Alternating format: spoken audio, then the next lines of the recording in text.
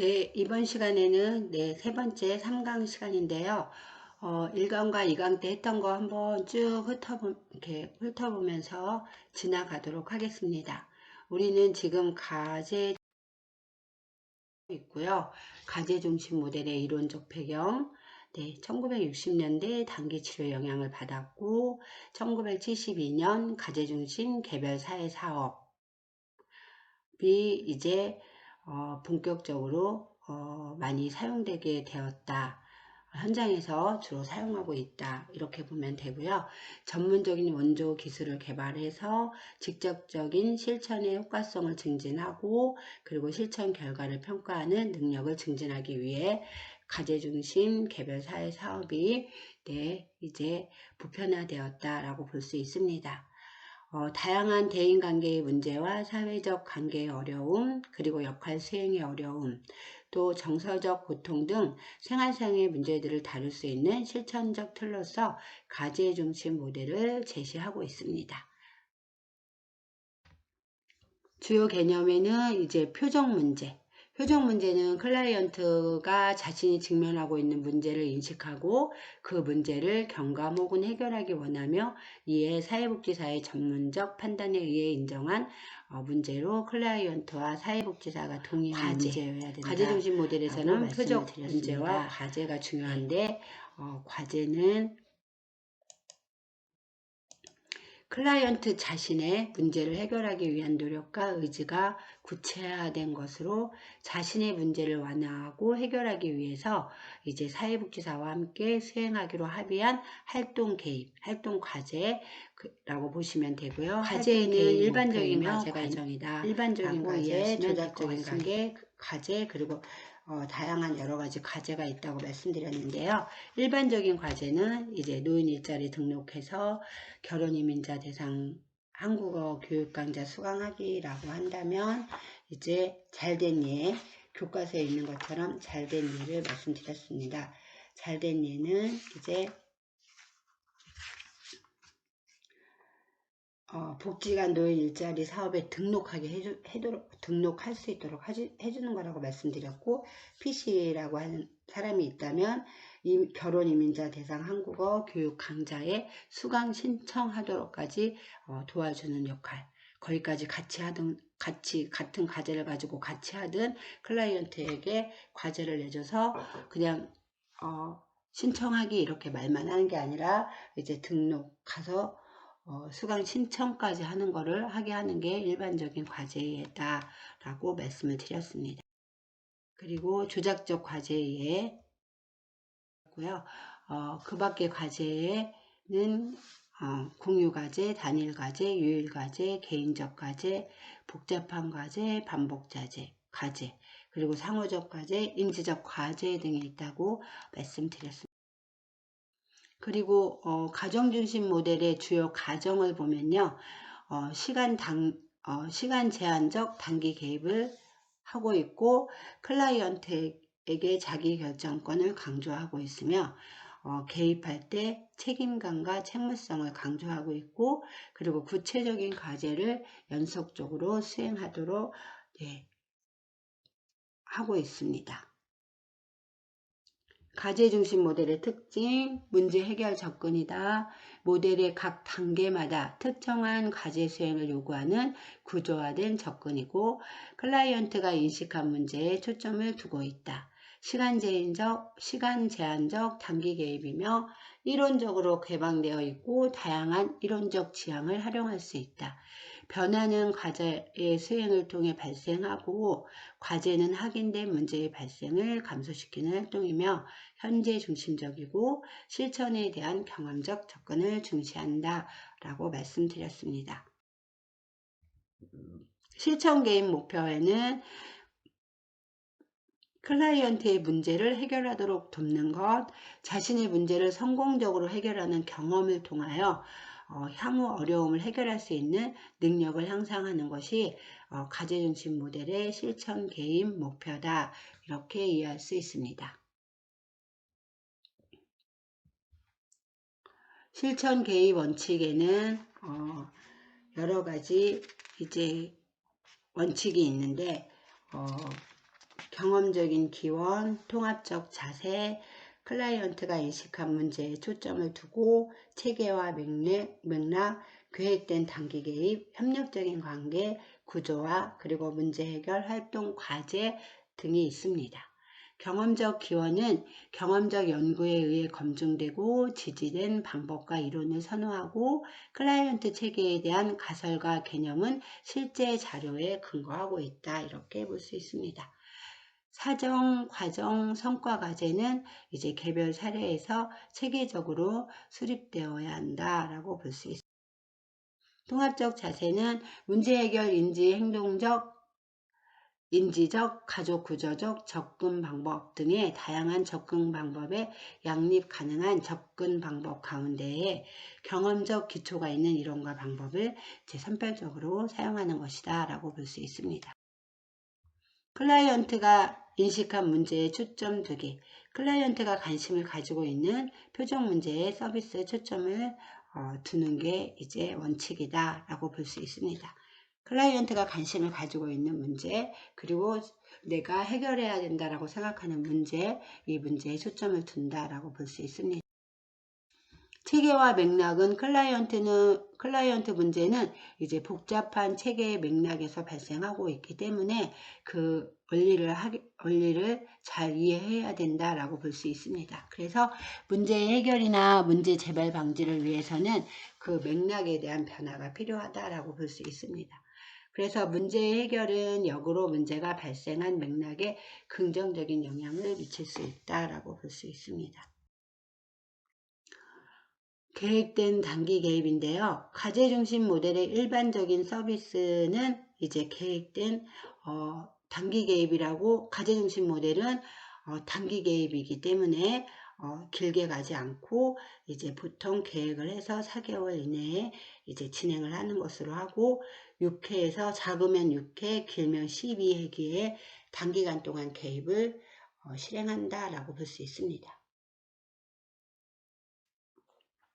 협력적인 관계, 클라이언트와 이제 사회복지사가 지시적인 단계가 아니라 이제 협력적인 파트너의 단계로 가려고 노력을 해야 되고, 그런 협력적인 관계로 가야 된다라고 볼 수 있고요. 사회복지사는 숨겨진 목적이나 의견은 피해야 하고요.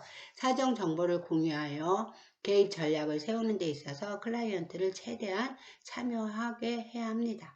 효과적인 개입을 고안하고 클라이언트의 문제 해결 능력을 개발하는 것이 중요하다라고 볼 수 있습니다. 그리고 이제 과제 중심 모델은 구조화된 모델이다 라고 볼 수 있습니다.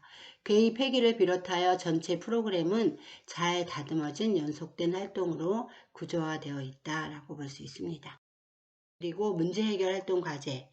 네, 우리가 여기서 과제 중심 모델에서는 과제가 중요하다고 한 것처럼 문제 해결하기 위해서는 과제를 주어지고 그 과제를 해결해 가는 게, 과제를 하는 것이 이제 문제 해결해 가는 활동 과정이다 라고 볼 수 있습니다.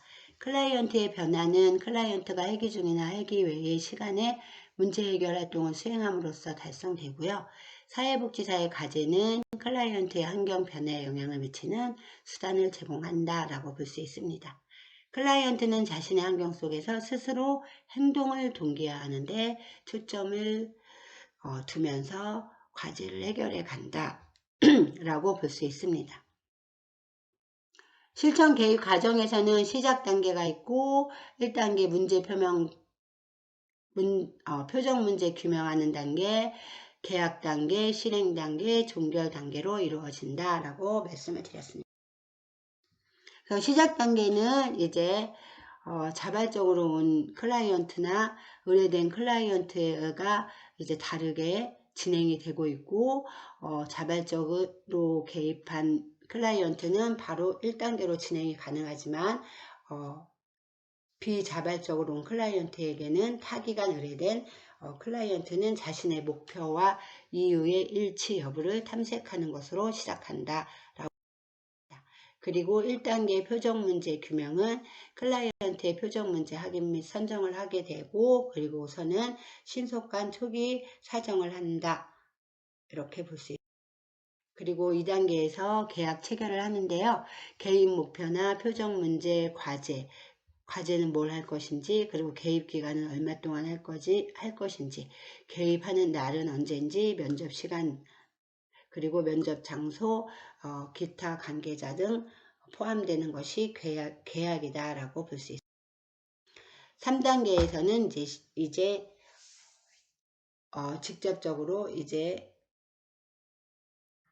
실행하게 되는데, 이때 사정하기가 들어가고 과제의 개발과 수립을 하고 클라이언트의 과제 수행 및 사회복지사 과제 수행을 하고, 그리고 이 단계에서 제대로 하고 있는지 점검 및 모니터링을 한다라고 말씀드립니다. 그리고 이제 마지막 단계인 종결 단계로 넘어가겠습니다. 종결 단계에서는요, 사회복지 실천 과정에서의 종결은 우연히 이루어지는 것이 아니라 계획된 활동이다라고 볼 수 있고요. 종결 계획은 개입의 처음부터 계획되어 있어야 합니다. 왜냐하면 회기가 정해져 있기 때문에 언제 종결을 할 건지 어떻게 할 건지에 대한 내용이 처음부터 개입되어 있어야 한다라고 볼 수 있습니다. 사회복지사와 클라이언트가 언제 종결되는지 계획하게 되며 개입 목표가 달성되면 개입을 종료하게 됩니다. 과제 중심 모델에서 목표는 제한적이고 구체적이어야 하고 목표가 성취되었을 때 분명하게 측정할 수 있는 것이어야 합니다. 그래야 이제 수치로 되어 있어야 내가 어느 정도의 목표를 달성했는지를 볼 수 있기 때문에 측정할 수 있는 것이어야 한다라고 볼 수 있습니다. 그리고 종결 시 사회복지사와 클라이언트는 문제의 해결 정도를 파악하고 우리가 목표에서 간 문제가 어느 정도 도달했는지 정도를 파악해야 합니다. 클라이언트의 과제 수행 여부를 평가하게 됩니다. 클라이언트가 성취한 것을 강조하면서 어떻게 유지할 것인지 계획을 세우며 분명하게 합의된 목표에 대해서 필요한 경우 개입을 연장하거나 이제 사후 지도 계획을 수립하게 됩니다. 표적 문제와 전체 문제 상황에 관한 검토를 하는데요. 종결할 때는 클라이언트의 표적 문제로 선정되었던 문제들과 완수된 목표와 문제 상황 전반에 관하여 검토하며 목표 달성과 표적 문제를 해결했을 때는 개입을 종결하게 됩니다. 그리고 클라이언트가 사용한 성공적 문제 해결 전략의 규명하기인데요. 사회복지사는 목표 성취 과정에서 클라이언트의 문제 해결 기술을 검토하며 새롭게 확인된 능력을 칭찬함으로써 종결 후에도 스스로 문제를 해결할 수 있도록 도와주는 역할을 합니다. 남아있는 문제에 대한 부분도 검토해야 되는데요. 종결 시 해결되지 않은 문제들이 남아있는 경우 이를 어떻게 할 것인가에 대한 논의가 필요합니다. 중간중간 클라이언트가 달성한 목표에 대한 것은 확인하고 앞으로 클라이언트가 혼자 수행해 나갈 수 있는 또 다른 과제를 계속해서 도와주고 또 종결 시에 해결되지 않는 문제에 대해서는 필요에 따라 계약을 연장하거나 타 기간에 이제 의뢰하기도 한다라고 볼 수 있습니다.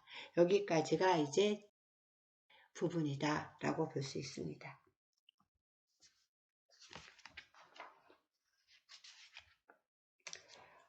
그리고 이제 마지막으로 이제 주요 실천 기법의 표적 문제의 설정이 있는데요.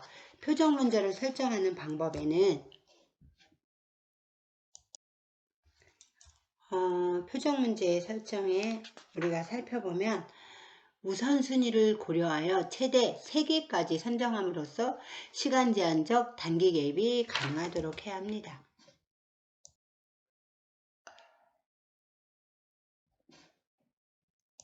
표적 문제 선정 시에 클라이언트의 의견이 최대한으로 반영되어야 하고요. 사회복지사와 클라이언트가 의견이 다른 경우에는 충분한 논의와 타협이 필요하다 이렇게 볼 수 있습니다. 그리고 목표 설정에서 우리가 살펴보면 과제 중심 모델의 실천에서 목표는 실천 개입의 방향을 설정하는 데 강력한 도구가 된다라고 볼 수 있습니다. 클라이언트의 동기를 강화하고 바람직한 문제 해결을 위한 기준으로 목표를 설정해야 하고요. 목표는 동기가 있어야 하고 제한된 시간에 수행 가능하고 구체적이어야 하며 반드시 문제와 관련된 것이어야 한다라고 볼 수 있습니다. 행정적인 것으로 표시되는 것이 바람직하고요. 성취한 후에 성취 여부를 측정할 수 있어야 합니다. 표적 문제와 목표는 클라이언트의 입장에서 주어와 서술어 형식으로 서술해야 한다라고 볼 수 있습니다. 그래서 실천 개입 기술에서 주요 실천 기법으로 우리가 목표 설정을 이렇게 하고 있습니다. 그리고 과제 개발과 검토를 보면요. 클라이언트와 사회복지사 간의 합의에 의해 특별한 유형의 문제 해결 과제 활동은 이제 계획되고 면접에 안팎해서 수행되어야 한다. 이렇게 볼 수 있습니다. 무엇보다도 무엇을 언제 누구와 어떤 조건에서 어떻게 해야 하는지에 대해 구체적으로 구성될 때 과제를 완수할 가능성이 높아진다라고 볼 수 있습니다. 6하 원칙을 사용하는 것이 모든 문제를 해결해가는 과정에 참 중요한 것 같다는 생각이 듭니다. 표 3-7을 보면요. 과제 계획 시 필요한 정보의 원천이 있습니다. 클라이언트 자신의 경험, 기초자료는 과제 계획의 첫 단계는 표적 문제 완화를 위해 클라이언트 자신이 할 수 있다고 생각하는 것에서부터 출발한다 라고 볼 수 있습니다. 브레인스토밍을 통한 과제를 계획하는데요. 과제와 관련된 선택 가능한 아이디어가 부족할 경우에는 문제 해결 기술의 학습과 증진을 위해 다양하고 선택 가능한 대안을 제시합니다. 문제 해결 활동과 관련된 전문적 지식에서는 일반적인 치료기법, 전문자료 및 사례회의, 슈퍼바이저의 의견 등을 활용합니다. 또 사회복지사 자신의 경험을 여기에 이제 클라이언트에게 이야기하면서 사회복지사 자신의 이전 경험 중에 유사한 것이 있다면 그것을 실천 경험으로 활용합니다. 그래서 여러 가지의 사회복지사와 클라이언트의 관계는 서로 협력해서 과제를 이제 해결해가는 그런 모델이다라고 볼 수 있습니다.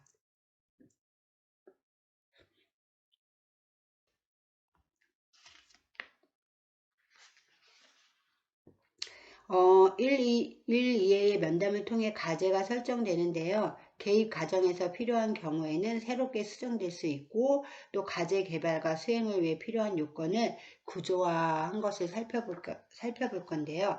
교재에 나와 있습니다.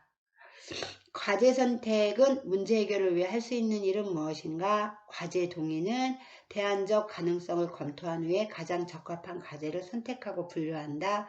수행 계획의 구체화는 과제 선택과 개발 후에 구체적 전략을 수립한다.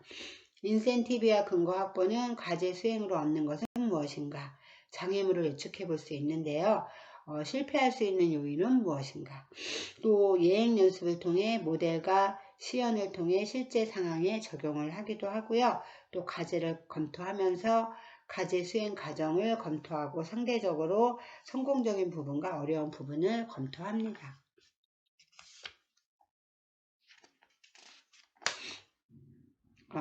과제 검토의 예는 표 3-8에 나와 있습니다. 예를 들면 김 씨는 이웃을 만나면 먼저 인사한다. 이거는 과제 수행하기가 어려움, 이웃과 지난달에 싸운 일로 아직도 감정이 격해 있음. 그래서 시도하지 않았습니다. 이렇게 과제를 검토해서 과제가 나와 있는 것을 얼마큼 하고 평가를 통해서 시도를 했는지, 그 다음에 성공은 어느 정도 했는지 그런 것들을 이제 검토하는 게 과제 검토회다라고 볼 수 있습니다. 사회복지사 지역사회에서 여가활동을 할 수 있는 기관 알아보기는 이제 지역문화회관에서 운영하는 수영교실의 이용 방법을 확인하여 클라이언트에게 소개해줬기 때문에 긍정적으로 성공을 했다. 이렇게 볼 수 있습니다.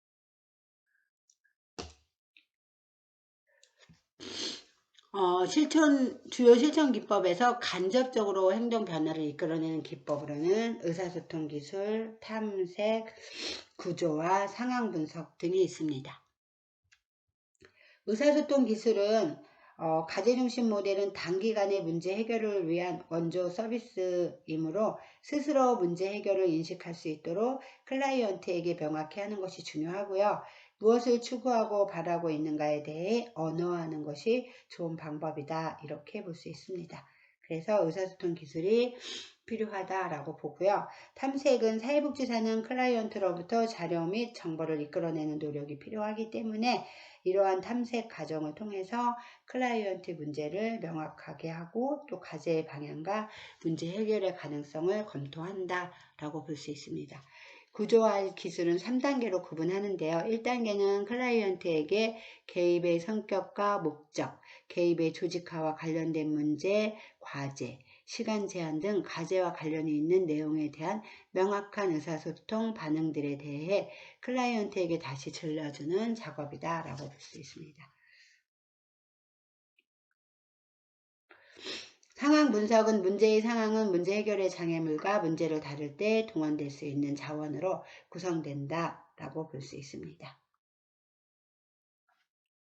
일반적인 자원은 클라이언트 개인의 능력과 힘, 가족 내의 충성과 애정의 유대, 외부 세계에서 제공하는 유형 또는 무형의 지지 등에서 살펴볼 수 있습니다. 직접적으로 행동 변화를 이끌어내는 기법으로는 인식 증진과 격려, 지시가 있습니다. 과제를 성취하기 위해 장애가 되는 요인들을 제거하거나 극복할 수 있도록 클라이언트 인식을 증진시키는 기술이 인식 증진이고요. 격려는 클라이언트가 세운 계획이나 행동에 대해 긍정적 반응을 표하는 것으로 클라이언트의 긍정적 행동을 강화하게 되는 것이 격려입니다. 지시는 사회복지사는 과제 수행과 관련된 행동에 대해 클라이언트에게 조언과 충고하는 것을 우리는 지시라고 합니다. 직접적으로 행동 변화를 이끌어내는 기법 3가지였습니다.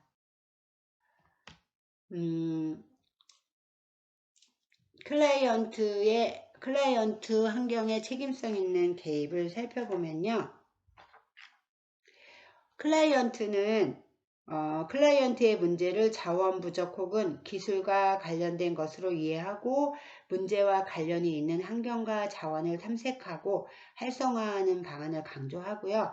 전체 사회복지 실천 과정을 평가하여 개입의 책임성을 강조합니다. 이게 바로 클라이언트의 환경에 책임성 있는 개입의 3가지 부분을 강조하고 있다라고 설명을 드렸습니다. 사례 적용의 예는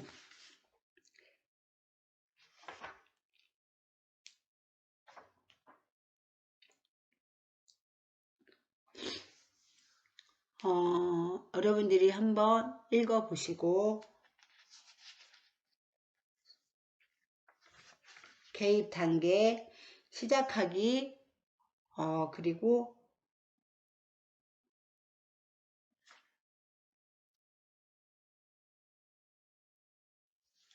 소희가 이제 도벽과 거짓말을 하고 친구들과 많이 다투고 가출 등으로 학교 사회복지사에게 의뢰된 내용인데요. 여러분이 한번 읽어보시면서 풀어보시면 조금 이해가 가기 쉬우실 것 같아요. 그래서 이 사례 적용을 읽어보시고 3-5 개입을 한번 해보는 거예요. 그래서 여기 시작하기에는 우리가 회기를 만약에 10회기를 한다 그럼 여기서는 지금 16차까지니까 16회기가 나와 있는 건데 처음 시작할 때 1, 2차의 1, 2회기에는 이제 이 내담자와 클라이언트와 관계 형성하는 관계를 가지고 그 다음에 개입 단계로 들어가서 1단계 2, 3차에는 이제 표적 문제 설정 및 초기 사정을 해보고 그 다음에 계약을 하는 부분, 그 다음에 과제 수행 및 점검, 그리고 이제 종결 및 과제 확인을 하는 부분입니다. 그래서 개입 전 단계는 이제 소위의 도박과 빈번한 가출 등 학교 부적응의 발생으로 인해 담임교사는 학교 사회복지사에게 이제 소위를 이제 상담을 의뢰하게 되었다. 이렇게 볼 수 있고요. 1단계에서 문제 규명 및 표적 문제를 설정하는데 클라이언트가 학교에 가지 않고 그 다음에 친구들과 자주 싸우는 부분을 이제 문제를 가지고 이제 상담을 진행하려고 이 두 가지 문제를 뽑았고요. 사회복지사는 대인관계 갈등, 그 다음에 학교 적응의 어려움의 문제를 뽑아서 서로 이제 합의가 되는 부분이 어떤 건지, 그리고 내담자에게 문제가 어떤 건지에 대한 표적 문제를 설정하는 부분입니다. 그리고 세 번째, 이제 정신적인 어려움은 어머니의 우울증과 아버지의 잦은 부재로 정서적 혼란을 겪는 소위의 문제에 대한 부분을 서로 논의하고 거기에 대한 표적 문제를 설정하는 거고요. 표적 문제의 우선순위를 세 가지로 정해보면 친구들과 자주 싸우고 교사와 친구에게 자기 표현을 하지 못하고 학교에 자주 빠지는 것을 우선순위의 표적 문제로 정해서 그 다음에 어떻게 할 거지, 어떤 부분, 세 가지 부분을 이제 어떤 순위로 우선순위를 정해서 이제 문제를 상담을 들어가는 부분입니다. 그리고 나서는 이 세 가지의 우선순위, 친구들과 싸우는 게 1번이고 자기 표현 못하는 게 2번, 학교에 자주 빠지는 게 3번의 우선순위를 정하고 그리고 이제 계약을 하게 되는 것입니다. 계약서는 표적 문제의 우선순위를 근거로 클라이언트와 상담 목적 및 일정 역할 등을 논의해서 계약서를 쭉 보면 수정된 표적 문제가 이렇게 세 가지, 그리고 목표는 친구들과 사이좋게 지내고 아는 선생님과 친구들에게 내 의견을 분명하게 말하고 학교에 매일 출석한다를 목표로 정했습니다. 그래서 클라이언트 과제는 나는 친구들을 도와준다. 나는 선생님과 친구들에게 먼저 인사를 한다. 학교 담임과 상담하여 학교 생활에 적응을 돕는다.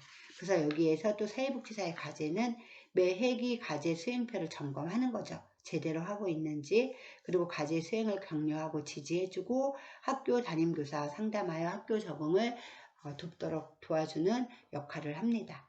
그리고 개입 계획은 2019년, 이때 2019년도에 있었던 거라 19년 10월 1일부터 19년 11월 30일까지 총 8주간 주 2회 개별 면담을 하기로 했습니다. 그러면 16번을 만나게 되는 거죠. 참여자는 클라이언트와 클라이언트의 담임교사였고 장소는 학교 상담실에서 한다라고 이렇게 계약서를 쓰고 서명을 딱딱 하고 나서 여기에 이제 클라이언트에게 책임성을 주어주는 것이죠. 이게 바로 계약서의 예고요. 실행 단계에서 이제 표적 문제를 정하고 과제를 수행하기 위해 과제 수행표를 작성합니다. 그리고 나서 이제 종결하는 단계로 넘어갑니다. 그래서 학교 출석 일수 점검을 통해 면담이 시작된 이후 학교 결석은 한 번도 없었고 친하게 지내는 친구도 많아진 것은 아니지만 집단 성원 중에서 2명 정도의 친구와 게임을 하거나 집에 놀러 다니는 정도의 관계를 유지하게 되었다. 그래서 이거를 계속 할 수 있게끔 이제 사후 이제 점검을 통해서 잘하고 있는지 이제 점검하는 역할까지가 이제 종결의 단계로 볼 수 있습니다. 그래서 종결을 수치화해서 목표를 어느 정도 설치했는지 보는 것입니다. 여러분들이 제가 설명해 주는 거 말고 여러분들이 교재를 보고 하나하나씩 소위의 사례 적용을 여기에 적용해보고 그 다음에 본인의 생각은 어떤지 그리고 이 단계를 거쳐서 적용을 해보시면 훨씬 더 이해가 쉬울 것입니다. 한번 해보시기 바랍니다. 그리고 한계점으로는 이제 모든 것에는 문제점이 발생하는 것처럼 과제중심 모델에도 한계점이 있는데요. 어떤 사례에 적용하는 것이 좋은지 또는 무엇이 단기적 특성인지에 대해서 이제 설정하는 것이 좀 어려운 부분이 있다. 거기에 대한 의문이 있다. 이렇게 볼 수 있고요. 지역사회 내 사회적인 행동이나 부모 자녀 간 갈등, 부부 간 갈등의 경우에는 이제 이 단기간에 하는 과제중심 모델이 적용하기가 어렵다. 이렇게 볼 수 있습니다. 여러분들 긴 시간 수업에 임해 주셔서 감사하고요. 즐거운 추석 명절 되시고 다음 연휴 끝나고 대면 시간에 뵙도록 하겠습니다. 네, 수고 많으셨습니다. 감사합니다.